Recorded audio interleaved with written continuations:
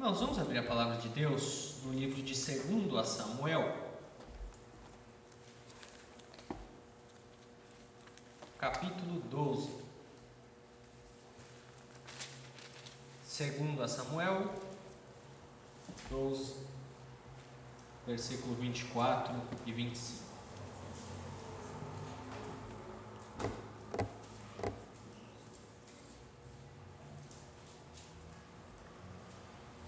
Segundo Samuel 12, 24 a 25. Os irmãos encontraram? Amém? Amém.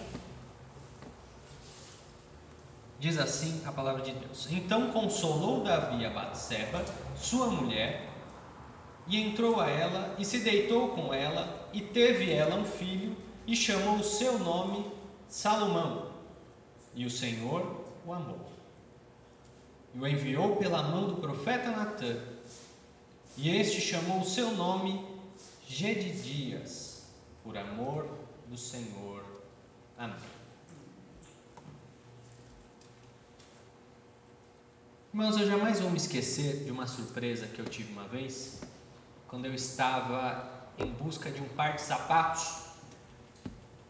Eram alguns anos atrás, eu estava trabalhando no TJ, tinha algum dinheiro sobrando. Daí eu pensei comigo, vou comprar um sapato bom, né? Vou comprar um sapato aí, o melhorzinho que eu encontrar, que tenha um preço justo. E como eu trabalhava e estudava naquela época no centro, eu aproveitei um dia que nós fomos liberados da nossa repartição, e eu falei, vou dar uma rodada aqui pelo centro e vou procurar um sapato novo, né? Daí eu fui olhando ali de loja em loja, parava de lugar em lugar, na região da Sé ali, da Liberdade, não sei se vocês conhecem aquele pedacinho por ali, sabe? E daí eu estava andando por ali, procurando o bendito do par de sapatos, né? Eu me lembro de que eu sofria com um de dois problemas sempre. Primeiro, ou eu entrava numa loja muito fuleira, né? Que os sapatos eram muito ruins, eram de qualidade muito ruim, ou então eu olhava lojas que eram muito caras, muito luxuosas, né? O produto era muito bom realmente, mas que estava fora do meu poder aquisitivo, que eu não conseguiria comprar aqueles sapatos tão caros, né? Eu passei o dia ali no centro de São Paulo, na minha saga pelos sapatos, fui almoçar, andei mais um pouco, daí eu estava passando ali na rua José Bonifácio, vocês conhecem a rua José Bonifácio? Estava passando por ali, e daí eu vi um prédio, e na porta assim da entrada do prédio tinha uma plaquinha, Couros e Sapatos, 3º andar. Aí pensei comigo, bem, mais uma opção, né? Olhei para o prédio, aqueles prédios bem novinhos do centro de São Paulo, né? Tudo descascando, a pintura, né? Caindo aos pedaços. Olhei para dentro assim, ficava logo no hall central aquele elevador novinho da década de 20, né? Com aquelas portas pantográficas que são assassinas, né? Que elas tentam te cortar no meio, elas esperam você passar para, pumba, fechar você no meio, igual de filme de terror, né? O elevador que tremia mais que adolescente no dia da FUVEST, enfim, irmãos, aquela maravilha de prédio, né? Aí eu pensei, puxa, acho que não é muito boa essa loja, viu? Deixa eu só dar uma entradinha aqui. Botei o pé para dentro do prédio, me deparei na hora com 3 lojas vendendo camiseta falsa, da Adidas, da Fuma, né? Aquelas marcas que todo mundo gosta e usa. Olhei para o lado, tinha uma loja vendendo perfume pirata, daqueles que você espirra e faz uma alergia que não sai nunca mais, fica aquela equimose que fica eternamente no seu braço, né? E para completar o combo, 2 meninas tentando vender um chip da Vivo e elas arrancando o cabelo uma da outra para ver quem que ia me passar para frente o bendito do chip. Aí eu falei, não dá. Quando eu virei as costas para ir embora, um bendito vem com aquele massageador nas minhas costas, eu quase dou um pulo. Eu falo, rapaz, não faz isso não. Aí eu pensei, não dá, né? Essa loja aqui não deve ter muita qualidade não. Fui saindo para ir embora. Aí eu pensei, quer saber? Eu não tenho nada a perder, né? O único desafio que eu vou enfrentar é passar pela porta pantográfica. Se a porta pantográfica não me matar, tudo bem, né? Vou conseguir pelo menos ver. Se for ruim, eu simplesmente vou embora. Fui, atravessei lá as ruas no meio do arranca-cabelo, entrei no elevador, subi até o 3º andar. E quando... o elevador não me matou, né? Isso é bom deixar claro isso, senão não estaria aqui, não é mesmo? Mas, bem, consegui chegar até o 3º andar, na loja de sapatos. Irmãos, assoalho com madeira de lei, aquelas poltronas de couro que cheira o couro, sabe? Da poltrona, ar-condicionado, aqueles atendentes com voz de locutor de madrugada. Boa tarde, senhor, o que o senhor vai querer, né? Tudo bonitinho, de terno e gravata, me atenderam muito bem. E o sapato mais barato que tinha naquela couraria era um sapato de cromo alemão de R$ 1.800. O mais barato. Um mais lindo que o outro, uma peça mais linda que o outro, Isaías. Sonho de consumo de qualquer pregador itinerante, né? E não pude comprar, por serem muito caros os produtos ali, tive que ir embora, né? E eu nunca me esqueci disso. Nunca me esqueci disso porque, irmãos, quem diria que dentro daquela biboca ia ter uma loja dessas? Né? Eu fiquei pensando isso. E às vezes a gente tem esse preconceito, eu diria que na verdade não é bem um preconceito, é um conceito firmado. Você olha para um prédio nessa situação, você não crê que dali vai sair alguma coisa boa. É um conceito firmado, não é um preconceito. Né? Preconceito é aquele que você não pensa, que você não pensa. Mas ali eu olhei, raciocinei muito bem. Cheguei à conclusão, olha, é provável que eu esteja perdendo meu tempo aqui. E nós fazemos isso diariamente. Às vezes agimos com preconceito, mas às vezes agimos com um conceito firmado e nos surpreendemos. Porque mesmo com o nosso conceito firmado, às vezes a gente vê que na prática a coisa é diferente. A realidade nos surpreende.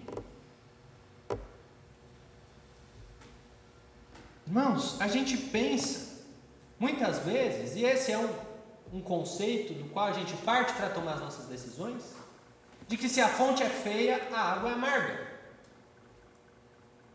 Só que o problema está, e o problema começa, quando nós nos damos conta de que nós podemos ser a fonte feia.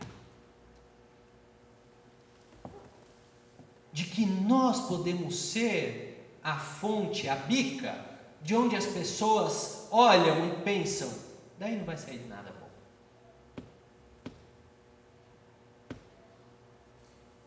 Quando nós nos damos conta, como diz uma música aí, né? De que a piada somos nós mesmos. As meninas conhecem essa música, né? De que a piada somos nós mesmos. Espalhamos a piada e depois nós percebemos que a piada somos nós mesmos. Quando nós nos damos conta disso, é que a gente passa para refletir melhor acerca dessa questão. E as irmãs sabem quem foi uma personagem bíblica que passou exatamente por isso? Uma mulher chamada Batseba, mulher do heteu Urias. E eu já ouvi pregações excelentes e pregações péssimas sobre a figura de Batseba, mas é fato que ela é uma personagem curiosa na Bíblia, interessante, é uma personagem interessante na Bíblia. É triste só que às vezes as pessoas não conseguem interpretar corretamente a história dessa mulher. E certa vez eu ouvi um pregador dizer isso, de que Batseba era uma mulher lasciva, de que ela se ofereceu para o rei, né? E eu cocei a cabeça e pensei, puxa vida, mas de onde esse homem tirou isso, né? Qual será que é a Bíblia que ele usa? Porque na minha Bíblia não diz isso sobre essa mulher. Na verdade, ela diz o oposto sobre Batseba. Se nós formos parar para ler com calma sobre essa mulher na Bíblia, nós vamos ver que na verdade é o contrário. Batseba foi uma mulher tremendamente humilhada. Foi uma verdadeira sofredora, alvo das compulsões diabólicas do rei Davi. Se não, vejamos, irmãos. Em primeiro lugar, Batseba foi vítima de um estupro do rei Davi. Sim, de um estupro. Abra a palavra de Deus em 2 Samuel, capítulo 11, versículo 2. 2 Samuel 11 e 2. É só virar a página para trás. Diz assim: E aconteceu a hora da tarde, que Davi se levantou do seu leito e andava passeando no terraço da casa real, e viu do terraço a uma mulher que se estava lavando, e era esta mulher muito formosa à vista. Nós temos aqui, mas pelo menos 3 observações para fazer com relação a esse texto. Em primeiro lugar, Batseba estava cumprindo a lei. Se você abrir a Bíblia em Levítico capítulo 15, você vai ver que o período da menstruação, na lei, era considerado um período de impureza. A menstruação tornava a mulher impura e, portanto, ela tinha que se lavar, seguindo um ritual especificamente detalhado para isso, para se purificar. Do contrário, ela contaminaria a sua casa e o seu marido. Então, Batseba estava obedecendo à lei. Era isso que ela estava fazendo quando ela foi avistada pelo rei Davi. Segunda observação que nós temos que fazer aqui, que é algo que eu já disse que é frequentemente dito acerca dessa mulher, de que ela estava se oferecendo, tomando banho talvez em público ou no quintal ou algo assim, né? Lamentavelmente, irmãos, isso só revela um desconhecimento da história, da cultura, da arquitetura hebraica. Existe um grande hebraísta que viveu no século XVIII, um dos maiores de todos, chamado Philipson. E Philipson explica que a arquitetura das casas judaicas era uma arquitetura muito aberta. Eles tinham grandes vãos que possibilitava um acesso visual às casas e mesmo aos cômodos mais íntimos. Isso tinha a ver com uma série de coisas, não só de estilo e gosto, mas principalmente também de iluminação. Parem para pensar que na época não existia energia elétrica. Quanto mais aberturas tivesse uma casa, mais ela seria iluminada pela luz do sol durante o dia, né? Tanto era assim que o próprio Philipson explica que era um costume, era uma questão de etiqueta na época, você não ficar olhando para as casas dos outros. Por quê? Para não correr o risco de ver coisas indevidas. Se até os lugares íntimos da casa tinham aberturas, se você ficasse parado, olhando, contemplando a casa do outro, certo, absolutamente em algum momento você ia ver alguém se trocando, alguém fazendo alguma coisa ali. Compreendem isso? Parem para pensar, e aqui fica essa analogia, eu sei que vocês não têm conhecimento prático disso, mas certamente vocês imaginam que é semelhante à etiqueta do mictório, né? A gente entra no banheiro masculino, você entra e fica olhando para frente, você não fica espiando para os lados, pelo mesmo motivo, para não ver coisa que não deve, ou que não é conveniente que se veja. E exatamente por essa razão é que tinha essa moral de você andar pela vizinhança sem ficar olhando e bisbilhotando a casa dos outros. Isso era considerado algo feio, imoral e, por que não dizer, até delinquente. Que era exatamente o que o rei Davi estava fazendo. Passeando pelo seu terraço, aproveitando-se da arquitetura mais alta do seu palácio, tanto que a Bíblia diz que ele estava num terraço, e bisbilhotando a casa dos outros, quando ele viu Batseba cumprindo a lei, fazendo o seu ritual de purificação. Terceira e última observação que nós temos que fazer sobre esse texto para podermos entender corretamente. Me desculpem a força do termo que eu vou usar, mas Davi estava vadiando. O povo judeu estava em guerra contra os amonitas. Ele, como rei, como guerreiro, tinha que estar junto com o seu exército, elevando o moral dos seus soldados, mas ele preferiu ficar em casa. Leia o versículo 1 depois, 2 Samuel 11:1. Preferiu ficar em casa em Jerusalém. E daí, irmãos, vocês já conhecem o ditado, né? Cabeça vazia, né? Oficina do diabo. Estava com a cabeça vazia, resolveu dar uma passeada por ali, bisbilhotar os outros, e viu uma mulher que a Bíblia diz que era formosa. E aí, irmãos, o diabo não perdeu tempo, né? Desenvolveu no coração de Davi, rapidinho, um desejo por aquela mulher. E o fato, irmãos, antes só de eu passar, fica um ensinamento aqui para nós, irmãos. Se você não cumprir o seu dever de ocupar a sua mente, o diabo não vai perder a oportunidade dele. Tenha convicção disso. Se você for negligente com o seu dever de se ocupar, Satanás não vai ser negligente com a oportunidade dele, não. E ele se aproveita mesmo. Toma as suas vontades, coloca as oportunidades pecaminosas na sua frente e você cai. Porque a sua mente está perdida, está vagueando. Ocupe a sua mente. Temos que ter a nossa mente ocupada, para não acontecer conosco o que aconteceu com o rei Davi. E daí o que ele faz? Manda chamar Batseba. E eu já ouvi pregador falar: Batseba tinha que ter recusado. Irmãos, não foi um pedido. Não foi um pedido. O rei Davi não mandou um amigo dele para mandar um bilhetinho e falar assim: o rei está querendo ficar com você. Não foi assim, irmãos. O rei mandou soldado buscá-las.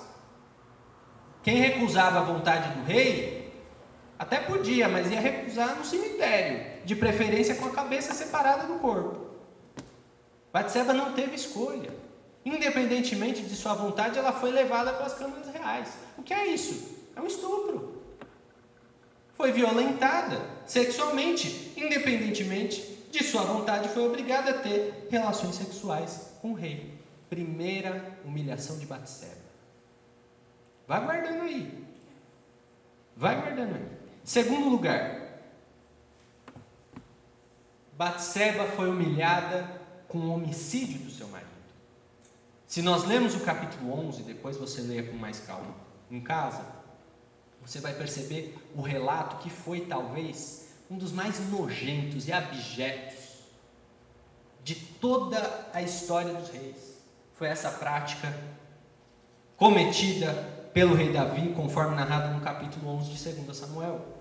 Há muitas nuances, irmãos, aqui nós não podemos entrar e ver com calma.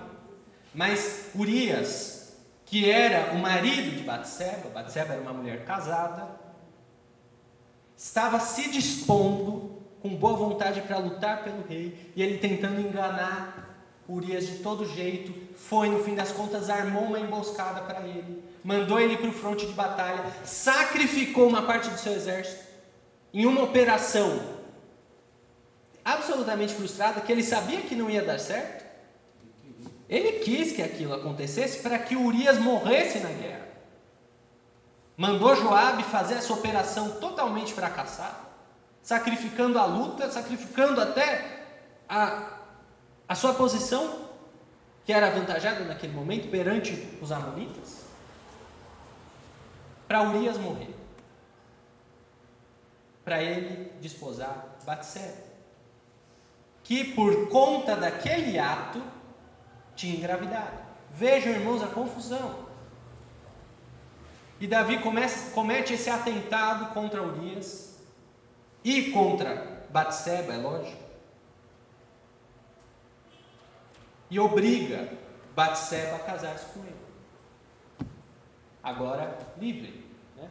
Porque é viúva, porque havia perdido o seu marido. Humilhada por ter sido violentada pelo rei, humilhada por ter perdido o seu marido, tragicamente uma emboscada armada pelo próprio rei. Terceira e última humilhação de Batseba: ela perdeu seu filho. Porque a Bíblia diz que o profeta Natan vem, usado por Deus, fala contra o rei Davi, contra o pecado do rei Davi, e o rei Davi retoma a sua consciência, recobra a sua moral, percebe o erro que fez, se arrepende ali perante Natan, mas Natan diz: amém, o Senhor te perdoou e Ele não vai te matar. Isso está no versículo 12. Deus vai poupar a sua vida, Ele não vai te matar, mas o seu ato não vai ficar sem punição. Eu vou levar o seu filho como punição ao crime do rei Davi, dentre outras coisas que o Senhor prometeu que iria fazer para punir o rei Davi. Ele recolheu o seu filho recém-nascido que ele havia tido com Batseba. É um texto muito comovente, depois os irmãos leem, está nos versículos anteriores do capítulo 12 de 2 Samuel, que nós lemos aqui os versículos 24 a 25, depois vocês leiam os versículos anteriores para ver esse relato. Apenas vou jogar uma coisa aqui. Perceba se essa cena não lhe é comum. O Senhor matando um filho inocente para encobrir o pecado de alguém. Te parece com alguma coisa essa cena aí? Não vamos desenvolver sobre isso, mas fique com isso no seu coração. O Senhor matando um filho inocente para cobrir o pecado do verdadeiro criminoso. Que coisa, não? Vejam só, né? Mas fato, irmãos, é que Batseba perdeu o seu filho. A terceira humilhação. Violentada pelo rei. Assassinato do seu marido.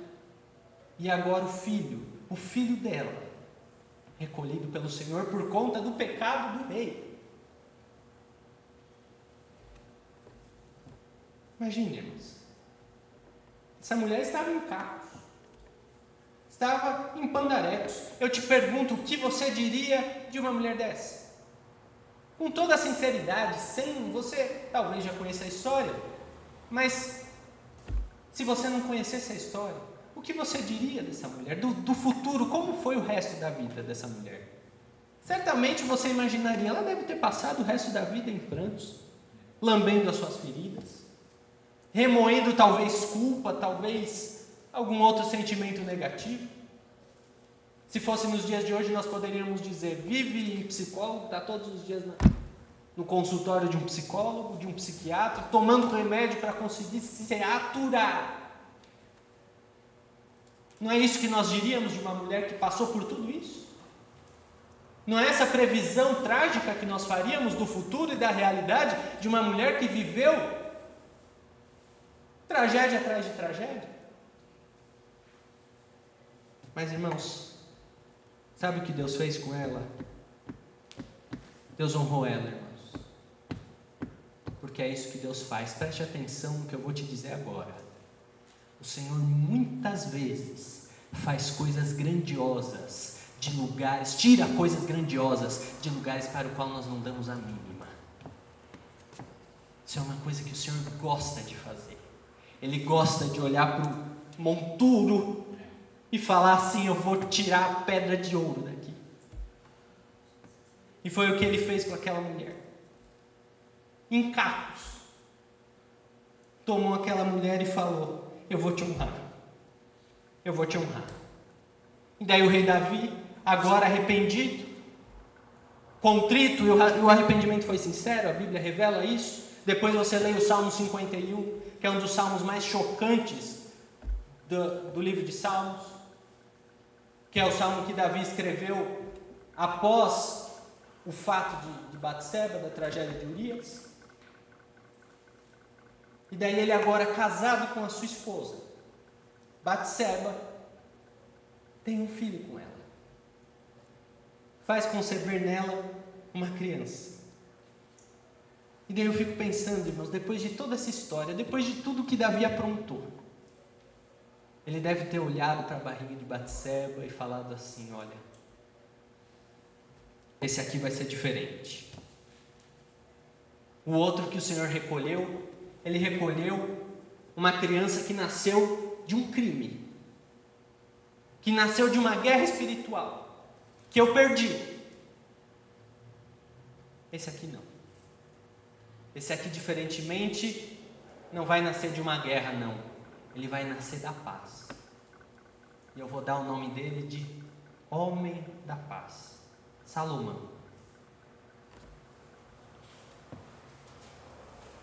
Irmãos, vejam essa história, irmãos. Pensem nessa criança, nesse Salomão. Tudo para ter uma criação complexada. Nós falamos alguns dias atrás sobre a criação de Jacó, como deve ter sido difícil, por conta das peixes, por conta dos rótulos que colocaram nele desde que ele nasceu. Pense agora em Salomão. Que lar teve Salomão? Um rei que estuprou o pai dele, que estuprou a própria mãe, que matou o ex-marido dela. Como Salomão não cresceu vendo e ouvindo todas essas histórias?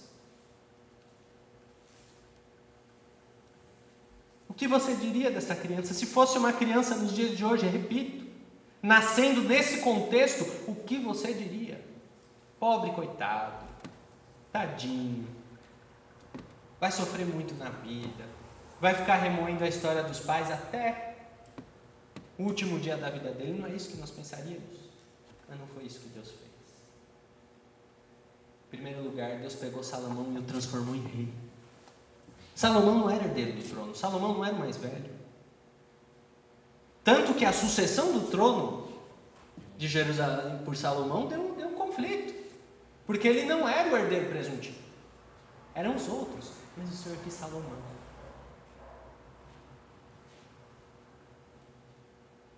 Como rei, irmãos, Salomão levou Israel à sua maior extensão. Nunca o reino de Israel foi tão grande como no reinado de Salomão. A Bíblia diz em 1 Reis, capítulo 3, versículo 12, que Salomão foi o homem mais sábio da história. A Bíblia diz que homem mais sábio nunca houve e jamais haveria. Isso está na palavra de Deus. O homem mais sábio, mais entendido da história. Foi o homem que Deus usou para construir o primeiro templo da história dos judeus, irmãos. Que era um plano de Deus que ele já havia anunciado a Davi. Mas ele quis Salomão. Escolheu Salomão para cumprir aquele propósito.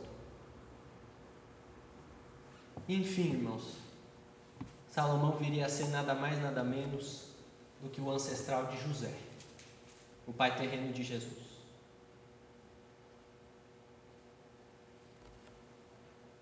Queridos, quando o Senhor olhou para Salomão, e aqui nós já vamos encerrar, o Senhor falou assim: eu escolhi esse daqui. E ele não vai ser só um homem de paz, não. Homem de paz é pouco. Eu quero mais para a vida desse homem. Eu quero mais para a vida desse homem. Homem de paz só não. Ele vai ser o amado do Senhor. Natan, fala para ele. Vai até Davi e diga para eles: o menino vai se chamar amado do Senhor. Gedidias. Da mesma forma, irmãos, que o Senhor escolheu aquela criança, que o Senhor disse para aquela criança que a amaria, que o Senhor tomou, olhou para aquela criança e falou: não, essa daqui não vai ser vítima de tudo que aconteceu, não. Essa daqui vai ter um futuro especial porque eu estou dando para ela. Da mesma forma o Senhor faz comigo e com você, irmãos. Ele olha para nós, nos tira da nossa situação e fala: filho, eu te amei. Filho, você é o meu amado. Eu vou dar coisas maravilhosas para você. Eu vou ter um futuro brilhante para a sua vida. Eu vou ter caminhos maravilhosos pelos quais você vai caminhar e vai lembrar todos os dias do que eu fiz com você. É isso que Deus faz, irmãos. Ele é o Deus que muda o nosso nome e muda a nossa história. É o Deus que nos escolhe, é o Deus que nos ama. Não importa de onde você veio, não importa qual é a sua origem, se é feio, se a fonte é amarga ou se não é. Deus não quer saber de nada disso. Ele só quer saber se você se dispõe a ser o amado do Senhor. E sendo amado do Senhor, Ele tem toda uma história para a sua vida. Esse é o nosso Deus, meus irmãos. Esse é o nosso Deus. Basta nós querermos. Basta nós nos entregarmos a Deus.